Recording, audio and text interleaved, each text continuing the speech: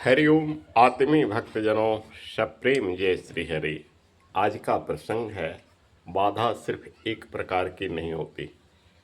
बाधा जीवन क्षेत्र में जब आती है तो अनेकों तरह से आती है। कहते हैं कि जब हवा चलती है तो सिर्फ एक हवा नहीं चलती है, चले मरुत 49। मरुत यानी हवा, हवा 49 प्रकार की है। तो वैसे ही बाधा भी बहुत प्रकार के हैं।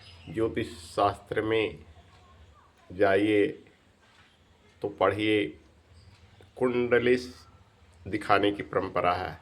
जन्म कुंडली में आपका मंगल दोष, शनि दोष, बुध दोष, ये नवग्रह का दोष है। हस्तरेखा देखिए तो उसमें भी दोष, ललाट रेखा देखिए तो उसमें भी दोष।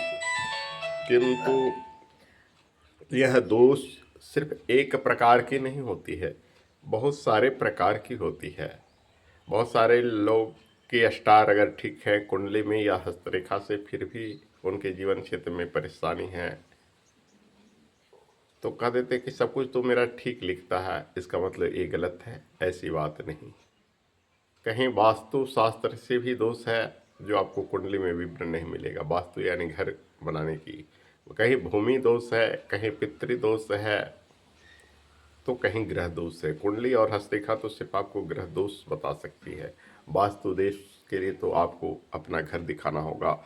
भूमि दोष के लिए तो उस भूमि, जिस भूमि को आपने क्रय किया है, उस भूमि की मिट्टी का निरीक्षण करना होगा, जो कि इसके कुशल ज्ञाता ही कर सकते हैं। अन्य विज्ञ को क्या पता है। इसी ढंग से सब विद्या सबके पास नहीं होती। कोई भी विद्वान एक दो ही विषय के ज्ञाता होते हैं, सारे विषयों के ज्ञाता नहीं होते हैं। हस्तरेखा देखने वाले कुंडली नहीं जानते तो कुंडली देखने वाले हस्तरेखा नहीं जानते, ऐसा भी होता है। अगर दोनों जानते हैं तो किसी एक क्षेत्र में अधिक निपुण होते हैं, दूसरे क्षेत्र में उनकी थोड़ी बहुत जानकारी होती है। जैसे बायोलॉजी पढ़ाने वाले बायोलॉजी पढ़ाते हैं, फिजिक्स पढ़ाने वाले फिजिक्स पढ़ाते हैं, इसी ढंग से हर विषय के कोई एक ही विषय का कोई ज्ञाता होता है। तो इसलिए एक के संपर्क में आने के बाद आपकी बाधाएं नहीं शांत होती है तो आप दूसरे से भी संपर्क कर सकते हो। परंतु जान लो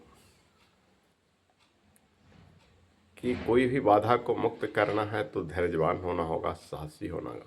रामधारी सिंह दिनकर ने लिखा है, सच है विपत्ति जब आती है कायर को ही दहलाती है। सुरमा नहीं विचलित होते, क्षण एक नहीं धीरज खोते। कांटों में राह बनाते हैं, विघ्नों को गले लगाते हैं।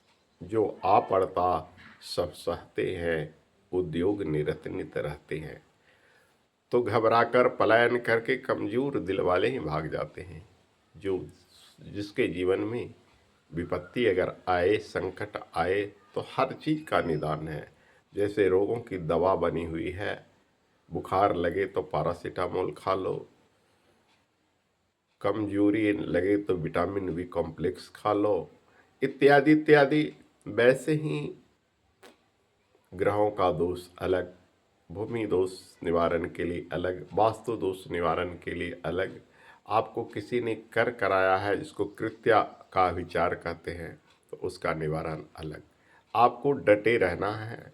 व्यवसाय जिसमें भी हैं, पढ़ाई जिसमें भी हैं, राजनीति क्षेत्र में हो या शिक्षा क्षेत्र में हो या अध्यात्म क्षेत्र में हो, जिस भी क्षेत्र में आप हो, साहसी बनिए, अडिग रहिए, निर्भय रहिए और समस्या का समाधान स्वयं कीजिए या योग गुरु से कीजिए।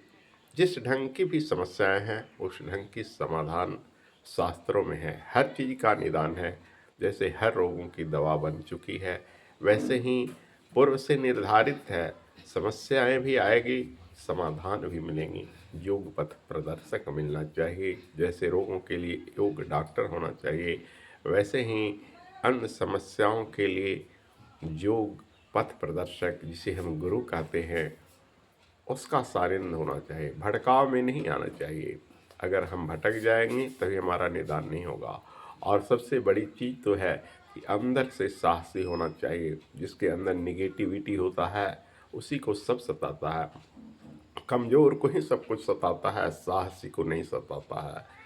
कहा गया है, पवन जगावत आग को, दीपहि देत बुझाए। पवन यानी हवा, सवै सहायक सबल को न निवल सहाय। पवन जगावत आग को दीपहि देत बुझाए। इस प्रकार की सभी सहायता सबल को करते हैं, निर्बल को नहीं।